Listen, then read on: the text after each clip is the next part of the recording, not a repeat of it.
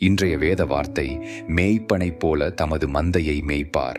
ஆட்டுக்குட்டிகளை தமது புயத்தினால் சேர்த்து தமது மடியிலே சுமந்து கரவலாடுகளை மெதுவாய் நடத்துவார். ஏசாயா 40:11. இந்த வசனம் நம்முடைய தேவன் எவ்வளவு கருணையும் அக்கறையும் நிறைந்த மேய்ப்பர் என்பதை காட்டுகிறது.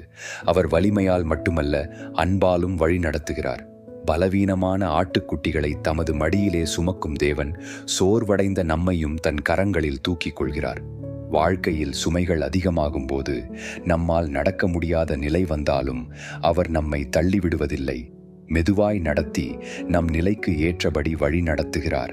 இது தேவனுடைய கிருபையின் அழகான படம்.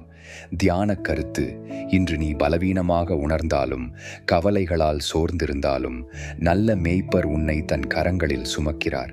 அவர் மேல் முழு நம்பிக்கையுடன் உன் வாழ்க்கையை ஒப்படை. இன்றைய ஜெபம்: கருணையுள்ள நல்ல மேய்ப்பரே, என் பலவீன நேரங்களில் என்னை தாங்கி நடத்துகிறீர். இன்று உம்முடைய அன்பில் நிம்மதியாய் நடக்க எனக்கு கிருபை தாரும். ஆமென்.